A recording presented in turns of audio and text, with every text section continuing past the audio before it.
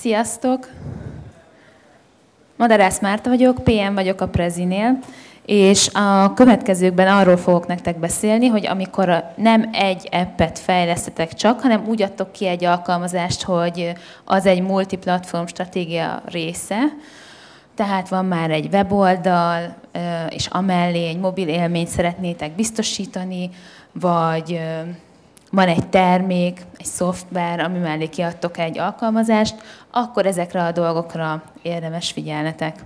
Nekem pedig az időre. Nagyjából 3 részre osztható az előadásom. Az első részben arról fogok beszélni, hogy ha a mobil élményről van szó, akkor mikor érdemes mobil oldallal, illetve mobil appal foglalkozni. A második részben arról van szó, hogyha már megvan az a mobil app, és ki szeretnétek dobni a piacra, mire érdemes odafigyelni, tehát a mobil vagy az ökoszisztéma más részeivel hogyan érdemes összefüggésbe hoznatok az appeteket. A harmadik részében pedig arról szeretnék beszélni, hogy mi a Preziben, hogyan dolgozunk, hogyan néz ki a csapatunk, amire már korábban a Gábor, Péter, illetve a Péter is hivatkozott, és kicsit arra is szeretnék rámenni, hogy mi a fejlesztőket, hogyan vonjuk be a termékfejlesztésbe, és hogyan törekszünk arra, hogy minél jobb termékünk legyen a mobilon. Oké, tehát ennyi bevezető után vágjunk csapjunk a lovak közé, kezdjük bele a témába. Először menjünk végig azon, hogy hogyan is érdemes a mobil stratégiánkat kialakítani.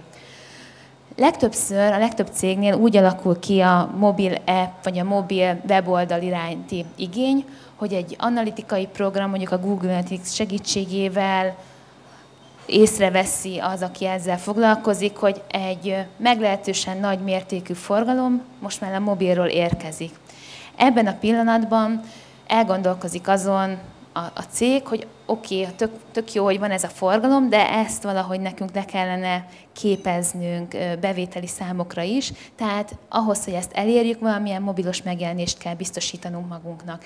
Tipikusan 3 fő stratégiát különböztetünk meg, amikor csak egy alkalmazása van a cégnek, amikor csak egy mobil oldala, vagy hogyha mind a 2 együtt van, és ez a 3 stratégia nagyon élesen elválik egymástól, ezeket picit meg szeretném most nektek mutatni, illetve hogyha mobil élmény adására készültök, mindenképpen arra szeretnélek bátorítani benneteket, hogy gondoljatok végig ezeket a stratégiákat, és tudatosan válasszátok ki valamelyiket, még mielőtt elkezdenétek csinálni az alkalmazást, azért is, hogy tudjátok, hogy mi az egészen a célotok. Akkor mondok egy példát, hogy tipikusan mik szoktak történni. Mondjuk van egy piacvezető portál, és a piacvezető portálnak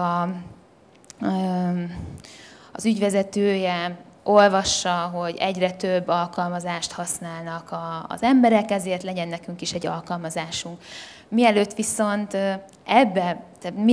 nagyon belekezdenénk az alkalmazásfejlesztésbe, ami drága, meg kell néznünk, hogy pontosan mi a célunk azzal az alkalmazással, van-e értelme egyáltalán, hogy alkalmazást fejlesszünk, illetve hogyha alkalmazást fejlesztünk, akkor azzal, amit akarunk elérni. És lehet, hogy nem is az alkalmazás lesz ebben az esetben a megoldás, csak az, hogy több energiát rakunk a mobil aloldalba. De nézzük meg konkrétan példákon keresztül, hogy melyik cég milyen stratégiát választott, és miért azt választotta. Tehát vannak az app first modellek, akiknek tényleg nincsen semmi másuk, csak egy alkalmazásuk. Tipikusan a játékok ilyenek, nincsen semmilyen más megjelenésük, csak a játék maga, vagy mondjuk az Uber, akik tényleg arra építenek, hogy van egy alkalmazásuk, és mindenkit arra próbálnak terelni.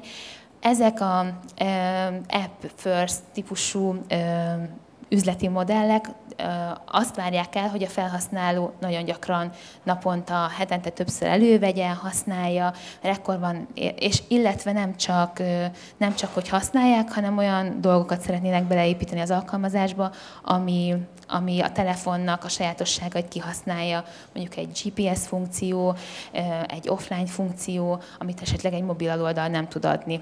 Tehát az app first stratégia az egyik a 3 közül, amit említettem, A második a Site First. Ez tulajdonképpen a cégek nagy részére vonatkozik, aki valamilyen mobil jelenetet szeretne biztosítani magának, hogy legelőször az oldalát kell rendbe tennie. Hogyha a mobilon lévő eltöltött időt nézzük, akkor azt láthatjuk a statisztikákból, hogy az alkalmazásokban sokkal több időt töltenek le az emberek, mint mondjuk a mobil aloldalakon, viszont ez félrevezető lehet, hiszen ide számolódik az összes játékalkalmazás, illetve a híroldalak, a Facebook, tehát a mindenféle social weboldal, social alkalmazás. Érdemes azt is figyelembe vennünk, hogy a legelőször az első konverzió az nagyon sokszor egy Google keresésből érkezik. A Google keresésből a mobil aloldalra érkeznek a felhasználók, majd onnan töltik le az alkalmazást, és nem pedig egy App Store-ban vagy egy Google Play-ben keresnek. Tehát ilyen szempontból mindenféleképpen fontos az, hogyha egy minimális mobil jelenlétet szeretnénk biztosítani, először a mobil aloldalunkat, vagy egy responsív oldalt rendbe kell tennünk, és aztán kell csak az alkalmazásban gondolkoznunk. A magyar piacot megnézzük, az ingatlan.com az tipikusan ilyen, egy nagyon jó optimalizált élményt hoznak a mobil oldalukon, nincsen nekik még alkalmazásuk, majd, hogyha nem tudom mi a stratégiájuk, úgy képzelem el, hogy majd, ha kimaxolják ezt a mobil oldalt, utána ebben is gondolkoznak. És ugye, mint például a Prezi esetében is, azt a stratégiát választottuk, hogy legyen egy mobilra optimalizált, tehát egy responsív megjelenésünk, és szeretnénk a legaktívabb felhasználóinkat arra biztatni, hogy minél gyakrabban elővegyék a prezieiket, nézegessék, gyakorolják, arról prezentáljanak. És ezért mi úgy döntöttünk, hogy jól lehet, van egy olyan weboldalunk a mobilon, amit bárki meg tud látogatni. A legaktívabb felhasználóinknak szeretnénk pluszt élményt nyújtani azáltal, hogy ők az appban is, hogy egy appet is tudnak használni, és az appben jobb teljesítményt tudunk biztosítani például a Prezi nézegetés tekintetében, mint ezt, ahogy a mobil weboldalon, ezért nekünk van mind a kettőnk. Általában aki ide eljut, annak általában van már egy jó weboldal, és utána tér ki arra, hogy milyen plusz dolgokat tud nyújtani ahhoz, hogy visszacsábítsa folyamatosan a már meglévő felhasználóit. Oké, tehát hogyha most már tudatosan tudjuk, hogy milyen stratégiák közül választhatunk, akkor, hogyha mobilon szeretnénk megjelenni, és eldöntöttük, hogy ehhez nekünk mindenféleképpen kell egy alkalmazás, akkor nézzük meg, hogy milyen más dolgokat érdemes még figyelembe vennünk ahhoz, hogy tényleg egy jó alkalmazásunk legyen. Itt 4 dologra fogok kitérni. Először is érdemes az üzleti célokról beszélnünk, amit az alkalmazással el szeretnénk érni. Majd meg szeretném nézni, hogy az alkalmazáson túl, hogyha egy multiplatform stratégia részeként fejlesztjük az appot, milyen más dolgot kell még figyelembe vennünk, amikor elkezdünk az alkalmazáson dolgozni. Biztos hallottatok már az MVP-ről, tehát a Minimum Viable Productról, arról a minimum termékről, ami már kiadható, és a felhasználóknak értéket jelent. Ennek a meghatározására is kitérek, valamint egy kicsit az appnek a promótálásáról is szeretnék nektek beszélni. Nem marketingről lesz szó, hanem arról, amit termékfejlesztéssel megoldva tudunk annak érdekébe tenni, hogy ha már van egy appünk, az legyen is valaki, aki használja. Oké, kezdjük az üzleti célokkal. Nem győzöm hangsúlyozni, az appfejlesztés az nem olcsó. És fontos az, hogyha az appfejlesztésre adjuk a fejünket, vagy a cégünk appfejlesztésre adja a fejét, akkor megértsük ennek a költségét, illetve megfogalmazzunk olyan üzleti célokat, amelyeket az alkalmazással el szeretnénk érni. Tehát ne legyen olyan a ti esetetekben soha, hogy csak azért fejlesztetek appet, mert hogy egy piacvezető portál vagytok, és mindenképpen szükség van appre, mert az égő lenne, ha nem lenne egy app, hanem legyen ott mellette, ilyen van, hanem legyen olyan mérőszám az alkalmazásfejlesztési stratégia mögött, amivel azt el tudjátok mondani, hogy ez tényleg sikeres volt, mit szeretnénk ettől elérni, és miért jó az egyáltalán, hogy erre adtuk a fejünket. Tipikusan olyan számokról beszélhetünk, hogy X forgalomnövekedést várunk el az alkalmazástól. És nem csak forgalomról, hanem konverzióról is beszélünk. Attól, hogy van alkalmazásunk, meg fog nőni a forgalma a cégünknek, és nem csak a forgalom, hanem ez a vásárlásokban is majd ki fog teljesedni. Azt várjuk, hogy attól, hogy van egy alkalmazásunk, azt sokkal gyorsabban elő tudják venni a zsebükből a felhasználóink, ezért gyakrabban fogják ezt használni. Egy ilyen példa KPI lehet szintén az, hogy azt várjuk, hogy több időt foglalkoznak velünk, több időt töltenek velünk, hogyha mindig náluk van a zsebükben, a telefonjukon az alkalmazásuk. Tehát ilyen üzleti célokkal érdemes elkezdeni az alkalmazásfejlesztést. Említettem nektek, hogy picit arról is beszélek majd, hogy milyen más tényezők határozzák meg azt, tehát az ökoszisztémában, amiben elkezdtek appet fejleszteni, milyen más dolgokat kell végig gondolni, amikor az alkalmazást elindítjátok. Ugye vannak, amiről én beszélek, az, amikor már van egy multiplatform stratégia, és van egy weboldal, vagy van bármilyen más dolog az appen kívül, és ilyenkor tipikusan meg kell azt állapítani már rögtön a fejlesztés elején, hogy mi az app-el a célunk. Szeretnénk egy az egyben letükrözni azt, ami a weboldalunkon szeretnénk egy egyszerűsített verziót adni, vagy kiegészítő funkciókat szeretnénk hozzáadni az appünkkel. A Prezi iPad appet, nem tudom, hogy használtátok-e már, ott az elején, ami a második stratégiát választottuk, tehát ugyanazokat a funkciókat, de kicsit lebutítva szerettük volna adni, mint ami az online platformunkon elérhető. Majd rájöttünk, hogy ez nem teljesen volt jó, mert van, akinek nem volt elég ez a funkció állomány, nem értették azt, hogy miért nem lehet az összes funkciót használni. Van, akinek meg túl sok volt. És ezután döntöttünk úgy, hogy inkább a kiegészítő funkciókat helyezzük előtérbe, és magának a tabletnek a sajátosságait szeretnénk kihasználni, nem leképezni szeretnénk az online platformot, hanem olyan plusz dolgokat szeretnénk beépíteni, ami tényleg a tablethez egy egyedülálló dolog. És ugye, ha az ökoszisztémát vesszük figyelembe, akkor vannak a belső késztetések, vagy a belső dolgok, amit figyelembe kell venni, valamint vannak a külső dolgok. Ilyen külső dolgok, amiket érdemes nagyon az elején átgondolni a fejlesztéskor, hogy mennyire teszitek nyitottá az alkalmazásotokat, tehát mennyire teszitek azt könnyűvé, hogy mások esetlegesen integrálják a ti alkalmazásotokat, valamint ti milyen más harmadik féltől származó alkalmazásokat szeretnétek integrálni majd a ti alkalmazásotokba. Oké. Következő az MVP. Ugye említettem nektek, hogy ez a minimum termék, aminek a kiadására törekedni kell. Ugye ez a minimum termék, ez azért fontos, mert hogyha van egy ötletünk, van egy célunk, ami miatt mi eldöntöttük, hogy alkalmazást szeretnénk fejleszteni, ahogy haladunk előre, akkor arra törekszünk, hogy ez a dolog, ez minél jobb legyen, ezt is tudja, azt is tudja, de még legyen nagyon szép is, meg legyen Androidon, meg iOS-en, és a végén egy nagyon komplex és hosszú projekt kerekedhet ebből az egészből.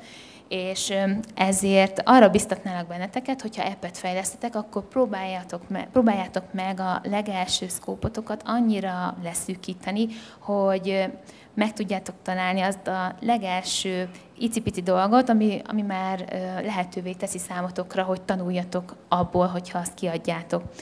Ezt nekem személyesen nagyon nehéz volt elfogadnom, mert nem szerettem, tehát én úgy éreztem mindig, hogy valami olyan dolgot adok ki a kezembe, ami tudom, hogy nem 100%-os, csak 80. Viszont, és volt is olyan projektem, ahol nagyon erre a 100-ra törekedtem, és Androidra, és iOS-en nagyon szép dolgot szerettem volna megcsinálni, de nem sikerült. És megtanultam azt, hogyha csak úgy érzem, hogy 80% valami, de már elegendő információval szolgálhat arra, hogy mondjuk leteszteljük felhasználókkal, megnézzük, hogy milyen store review-k vannak róla, interjúkon esetleg tudjunk róla beszélni, vagy tényleg mérjük azt alaposan, hogy hogyan használják a felhasználóink azt a kicsi minimum dolgot, ami már valamilyen értéket képvisel számukra, akkor egyrészt olcsóbban fejlesztettünk le egy terméket. Lehet, hogy kiderül, hogy az már elég jó volt nekik, amit nem is gondoltunk. Valamint nem utolsó sorban lehet, hogy teljesen új ötleteket kapunk, hogy mondjuk egy reviewból vagy egy interjúból, hogy úgy használják ezt a terméket, vagy a feature-t, amire mi nem is gondoltunk, és ezáltal egy teljesen új világ nyílhat meg számunkra a továbbfejlesztés tekintetében. Szóval ezt nagyon érdemes leszűkíteni az appfejlesztés legelején, és ahelyett, hogy hosszú távú, nagyon komplex dolognak a fejlesztésére törekedtek, próbáljátok meg kis lépcsőkre lebontani a fejlesztést. Nekem az segített ebben a maximalizmusnak idézőjelben a leküzdésében, hogy fázisokra bontjuk a fejlesztést, és az utolsó fázis, amit gondolok az adott helyzetben, hogy utolsó fázis, annak a végén ott van az, amit én szeretnék igazából már első fázisnak, de megértem, hogy van egy út, ami oda vezet, és lehet, hogy az úton majd félúton megállunk, és már akkor is minden felhasználunk körül, és hogyha már nekik ez jó, akkor ők hamarabb örülnek, mint hogyha csak az út végén kapnák meg az alkalmazást. Oké, akkor még egy kicsit a promócióról szerettem volna beszélni, nem a marketingről, nem a weboldalon lévő promócióról, hanem az, hogy termékfejlesztés oldalon mit tehetünk meg az érdekében, hogy az alkalmazásunkról tudjanak egyáltalán a felhasználók. És azt sokat emlegetett Android release-ünk kapcsán, ugye rögtön azt vártuk, hogy mindenki már a release követő másnap az Android alkalmazásunkat fogja használni, hiszen korábban a review-kban már nagyon sokszor leírták, hogy a mi felhasználóinknak mennyire kellene az Android alkalmazás, és kíváncsian vártuk, hogy nő az Android felhasználóinknak a száma, de ez elég lassan indult be. És utána elkezdtünk a mobil aloldalunkon pár dolgot csinálni annak érdekében, hogy ez gyorsuljon, ez a felhasználók számnak a növekedése. Itt az Etsy-nél a felső részen láthatjátok, hogy van egy pici kis hirdetés azzal kapcsolatban, hogy töltsék le az appet, és itt majd mindjárt Prezis példára is rátérek, és itt kimondottan ott elmondja az Etsy, amikor a nyitó oldalára érkezel, hogy ahhoz, hogy több szeretetet kapj, töltsd le az appet. Tehát megfogalmazza azt, hogy miért jobb az app használat. A Pinterest is rögtön a nyitó oldalon mutatja, hogy igazából egy sokkal jobban teljesítő élményt kapsz, egy sokkal jobb élményt kapsz akkor, hogyha letöltöd az appet. Mi a Preziben nem rögtön a nyitó oldalra tettünk egy overlay-t, amivel hirdettük az appet, hanem ott próbáltuk meg megtalálni a felhasználókat, ahol úgy gondoltuk, hogy nagy valószínűséggel ott vannak, hogyha azt a célt szeretnék elérni, amit a mi appünk szolgál, és ez jelen esetben a nyitó oldal volt, és ott elmagyaráztuk nekik, hogy tulajdonképpen ahhoz, hogy egy jó élményt kapjanak prezinézéssel kapcsolatban, ahhoz le kell tölteniük az appet. A másik dolog, amit csináltunk, Androidon ezt biztos ti is ismeritek, hogy ki lehet választani azt, hogy milyen alkalmazással nyissunk meg egy linkről érkező felhasználót. Itt ugye szintén azokat próbáltuk megcélozni, akiknek már megvolt az appjük, és azt vártuk tőle, hogy még többet használják majd. Ezen kívül mi is használtunk egy ilyen bannert, mint az előző példában láttátok az Etsy-nél, és mindezekkel az apró pici dolgokkal, termékfejlesztés oldali dolgokkal sikerült megháromszoroznunk a kezdeti felhasználóknak az arányát, és ez csak tulajdonképpen arra próbált például szolgálni, hogy pici, apró termékfejlesztési dolgokkal, nulla marketing költséggel is lehet ismertebbé tenni az appjeiteket. Oké, most már a második részén az előadásnak túl vagyunk, tudjuk azt, hogy amikor elkezdünk appet fejleszteni, akkor mire érdemes figyelnünk. Nézzük meg egy picit azt, hogy a fejlesztés során az inputok azok hogyan kerülnek a fejlesztőkhöz, illetve a fejlesztőket mi hogyan szoktuk bevonni a roadmap-nek a kialakításába. És akkor itt egy picit a roadmap kapcsán szeretném nektek elmondani, hogy a roadmap az kicsit így kicsit negatív konnotációba került mostanában, mert ugye mi gyorsan, agilisan fejlesztünk, iterálunk, és a roadmap pedig valamilyen nagyon hosszú távú, nagyon kőbevésett dolognak hangzik, amit nem lehet megváltoztatni.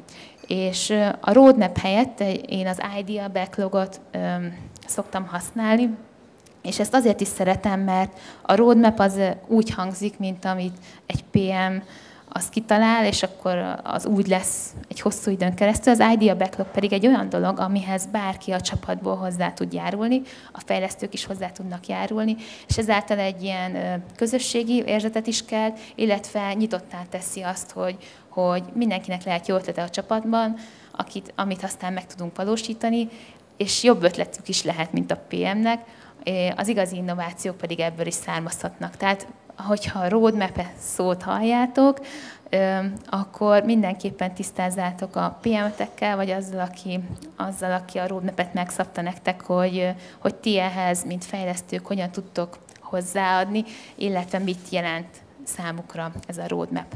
Oké, egy picit arról, hogy mi hogyan is dolgozunk. Tehát ugye van egy business stratégia, amit követünk, több platformon rajta vagyunk, ugye a mi részünk az a mobil, illetve a business stratégián kívül, ami még nagyon fontos stakeholder számunkra, az a felhasználó. És akkor ehhez jövünk mi hozzá a termékcsapattal, user experience, researcher, designer, egy elemző kolléga és a PM, és mi négyen nagyon szorosan együtt dolgozunk ahhoz, hogy minél több inputot tudjunk az idea backloghoz adni, és a priorizációt minél könnyebbé tegyük. Erről majd egy picit beszélek, hogy milyen forrásokból táplálkozunk. Ugye a Péter már említette korábban a user story-kat, illetve a user interjúkat, hogy ezek hogy alakulnak ki. Ehhez még egy pár dolgot szeretnék most hozzátenni, nem olyan részletességgel, mint ő. Illetve ugye az alkalmazásfejlesztésnek szerves részei, a fejlesztők, akikkel nagyon fontos a minél több kommunikáció, és pár példát hoztam nektek arra, hogy hogyan vonjuk be a fejlesztőket az alkalmazásfejlesztésbe, hogy ne csak specifikációkat küldjünk nekik, ők pedig lefejlesszék, hanem az egész folyamat hogyan legyen egy párhuzam, egy párbeszéd, mert hogyha ez egy párbeszéd, akkor annál jobb a termék a végén, mint hogyha egy egyirányú kommunikáció lenne. Hogyha fejlesztők vagytok, akkor ezeket a példákat, amiket említeni fogok, nyugodtan használjátok majd akkor, amikor visszamentek a cégetekhez, vagy hogyha később alkalmazásfejlesztésen kezdtek el dolgozni, és tegyetek fel kemény kérdéseket annak, aki a roadmap-eteket meghatározza, mert ezek a miértek, hogyanok nagyon sokat tudnak abban segíteni, hogy a végén egy jobb terméketek legyen. Oké, akkor első körben nézzük meg azt, hogy ez az elemző, designer, UX, PM 4-esből 4-es milyen pici forrásokkal, inputokkal táplálkozik akkor, amikor megpróbálja ez a 4-es kitalálni, hogy mi a legjobb a felhasználónak. Akkor először is említeném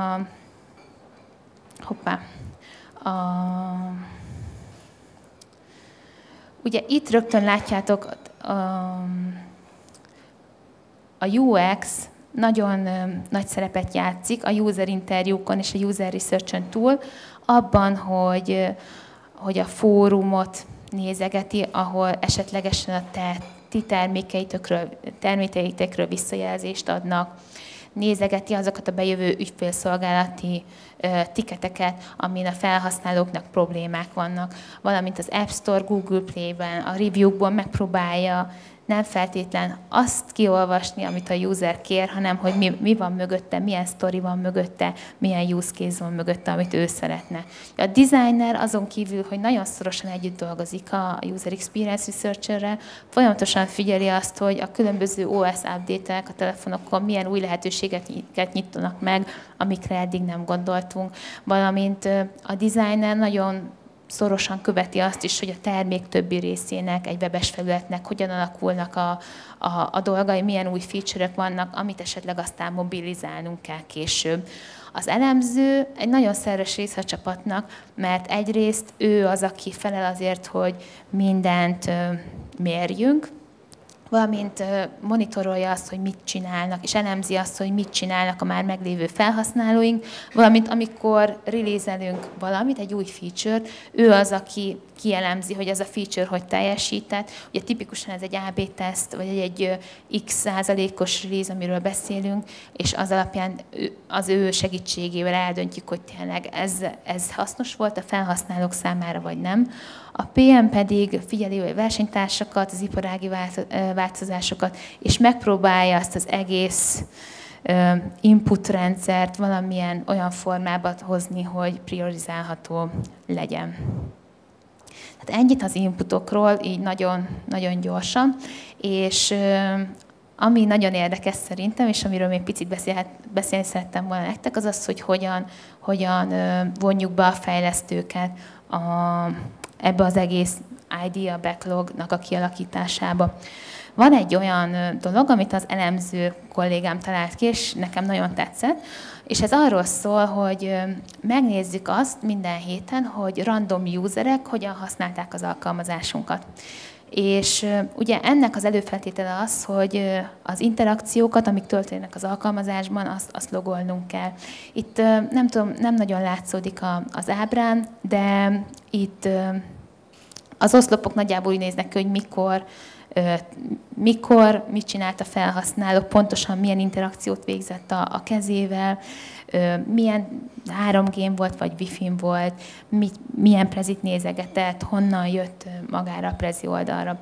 És ennek két fontossága van. Az egyrészt azt megnézzük, hogy a logjaink azok jók-e, tehát hogy amit mérünk, azt jól mérjük-e, de ezen kívül sokkal fontosabb az, hogy így empátiát tudunk kelteni a fejlesztőkben a felhasználó iránt. Tehát tulajdonképpen mind a 4 példának, amit említeni fogok, ez a célja, hogy hogyan tudjuk a fejlesztőt közelebb hozni egy picit a felhasználóhoz, és amikor így másodpercre végignézzük azt, hogy pontosan mit csinál a felhasználó, akkor egyrészt, hogyha sok időt töltött az alkalmazásban a felhasználó, és szerette azt használni, azzal örömet keltünk a fejlesztőkben, vagy hogyha látjuk, hogy megpróbálta 3-szor megnyitni a prezit, és nem sikerült neki, vagy megnyitotta a mobil oldalról, megnézte, visszament a mobil oldalra, megnézte az appben. Tehát hogy ezekből a dolgokból látjuk, hogy ez nem volt olyan jó felhasználó élmény, és azon kezdünk el gondolkozni közösen a fejlesztőkkel, hogy ezt hogyan lehetne változtatni, hogy jobb legyen a felhasználónak, és ilyen sessionökből már új ötletek is jöttek a fejlesztők részéről. Szóval nekem nagyon tetszik ez a logoknak az elemzése. Ugye Péter is előttem említette már a user interjúkat és a user teszteket, és nekem ez igazán feladta a leckét, hogy hogyan lehet ezeket a user interjúkat, user teszteket úgy csinálni, hogy minél több mérnök is, tehát fejlesztő is ott legyen. Azért is, mert ezek nagyon jó alkalmat nyújtanak arra, hogy a fejlesztőt közelebb hozzuk a felhasználóhoz, de ami a kihívás, hogy mégse vegyenek el túl sok időt a fejlesztőtől, ne szakítsák félbe a napjukat, illetve tényleg ne legyen sok idő, amit ott kell tölteni. Ugye először próbáltuk azt, hogy a remote interjúkra, tesztekre meghívtuk a fejlesztőket, és így néha előfordult, hogy nem jött el az interjú alany, vagy 10 perc eltelt azzal, hogy ezt a remote interjút felállítottuk, és van, amikor a nap közepén volt, van, amikor kiszámíthatatlan időben volt, és az volt a baj a fejlesztőknek, tényleg ez túl sok idő volt, hogy ott legyenek. Vannak, amikor oda megyünk a felhasználóinkhoz on-site, megfigyeljük, hogy ott mit csinálnak, de mivel a mi esetünkben a célpiacunk az nem Magyarországon van kizárólag, ezért ezek drágák, illetve szintén sok időt vesznek igénybe.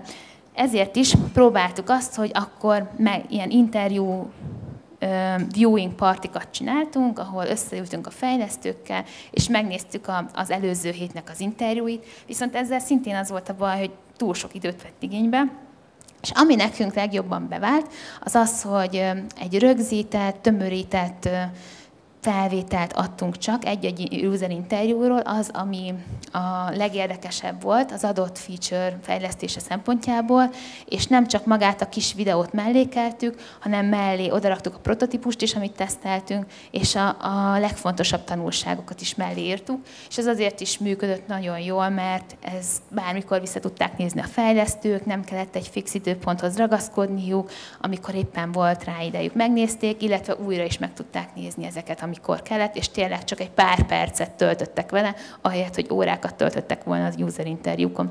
Tehát ezt a módszert javaslom tényleg nektek, ez az, ami az utolsó, ami nekünk legjobban bevált a fejlesztők bevonására. A harmadik, pont az Alpár, aki itt vezette be a csapatunkba, a backlog grooming, amikor ugye van ez az idea backlog, amiről már korábban beszéltem nektek, és a backlog grooming az tulajdonképpen arról szól, hogy ne csak arról beszéljünk, ami azon a héten van, vagy a jövő héten lesz, hanem egy picit pár héttel előre nézzük meg azt, hogy mi az, amiben gondolkozunk, mi az az irány, amiben menni szeretnénk, milyen feature ötleteink vannak, és erre megoldási lehetőségeket találjunk közösen. Amikor megyünk egy backlog groomingra, akkor van, amire már van case designunk, van, amire még abszolút nincsen ötletünk, általában user problémákat viszünk, és két dolgot, tehát amellett, hogy a fejlesztőket szeretnénk bevonni abba, hogy tudják, hogy mi a célunk, előre tudjanak gondolkozni, az is a célja ennek, hogy megértsük azt, hogy az adott business impacten kívül, amit az egy-egy dologgal meg akarunk oldani, mi a költsége az adott feature-nek, vagy az adott ötletnek, azért, hogy aztán a priorizációt ezt tudja segíteni, mert ha valami, tehát ideális esetben valami nagyon olcsó és nagy impactű, de általában ez nem szokott ennyire fekete-fehér lenni, a impact az nem mindig egyértelmű, a költség pedig ugye variálható lehet, de ezek a backlog groomingok mégiscsak jó alkalmak arra, hogy erről egy jobb ötletünk legyen.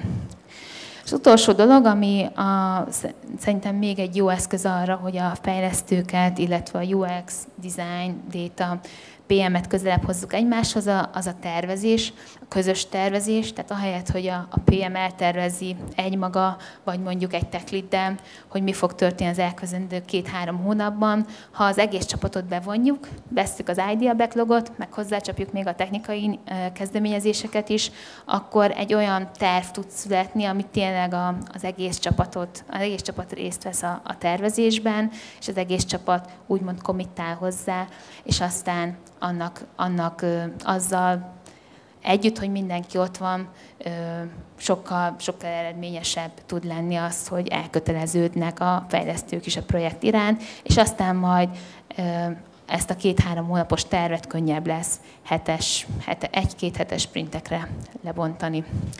Tehát itt összefoglaltam nektek, hogy dolgozzunk, hogyan próbálunk együtt különböző funkciókkal minél jobb, minél hasznosabb feature-öket fejleszteni a Prezi felhasználók számára. És most szeretném gyorsan összefoglalni nektek azt a 3 dolgot, amit szeretném, hogyha megjegyeznétek ezután a későn kezdődő rövid, tömör előadás után. Az első az, hogy ugye beszéltünk arról a minimum termékről, amiről már lehet valamit tanulni, amiből már ki lehet indulni később. Ez nagyon nehéz, ennek a megállapítása, de minél hamarabb valamit kiadtak a felhasználóknak, ami pici, és lehet belőle tanulni, annál jobb lesz később a terméketek. Ez az első, amit szeretném, hogyha holnap is emlékeznétek rá. A második dolog az, hogyha mindenféle webes, stb. Megjelenésetek van, és hirtelen lesz egy mobil alkalmazásotok is, akkor gondoljatok arra, hogy ezt hogy promótáljátok termék oldali fejlesztésekkel. És a harmadik pedig az, hogy a fejlesztés az csapatmunka, és legyetek fejlesztők, vagy UX-erek, designerek, törekedjetek arra, hogy minél több párbeszéd legyen közöttetek és a csapat maradék részek között, mert akkor a legeredményesebb a termék, ha az egy párbeszéd, és nem egyéni vagy egyirányú munka. Tehát ezt szerettem volna nektek ma mondani az alkalmazásfejlesztéssel kapcsolatban, és köszönöm a figyelmeteket. Köszönjük szépen. Hogyha van, minden előadás végén felajánlottuk a lehetőséget, hogyha lehet, ha valaki akar, akkor tud kérdezni, nem tudom, van-e ilyen. Tehát kérdezzetek röviden. Na, hát még szép. Hát persze. Máté, arról mesélni még nekünk egy kicsit, hogy a Prezinél a business stratégia hogy befolyásolja azt, hogy a multiplatform és a mobil appok kiadása hogy történik? Tehát, hogy a business stratégiának mi a direkt hatása erre? Ez most ilyen szivatos kérdés, vagy komoly kérdés? Ez abszolút befolyásolja. Mondok akkor egy példát. Ugye, tehát amikor van egy business stratégia, annak vannak konkrét céljai, és talán itt talán az iPad és az Android alkalmazásunkat venném akkor példának. Tehát pár évvel ezelőtt, amikor az iPad alkalmazásokat kiadtuk, akkor az volt a business stratégiánk, hogy mindenkinek segítsünk, aki gyorsan szeretne egy prezit létrehozni, és ezért az iPad alkalmazásunk az olyan, amivel nagyon gyorsan létre tudunk hozni egy prezit, legyünk mondjuk akár egyetemisták, vagy középiskolások is. És aztán, ahogy haladtunk előre, jobban le tudtuk szűkíteni azt, hogy ki is az, akit mi meg szeretnénk célozni, és ezek már nem az egyetemisták voltak. És amikor az Android alkalmazásunkat kihoztuk, akkor már ezt a gyors prezi készítési lehetőséget nem is raktuk bele az alkalmazásba, hanem arra törekedtünk, hogy minél jobb prezi megtekintési élményt adjunk, mert rájöttünk, hogy annak, aki nekünk a célközösségünk, akik nem az egyetemisták, azoknak arra van szüksége, hogy nagyon gyors, nagyon jól prezi betöltés legyen, és nem pedig a preziknek a létrehozása. Nem tudom, erre gondoltál? Köszi. Még valaki esetleg? Hogyha nincs, akkor köszönjük szépen még egyszer.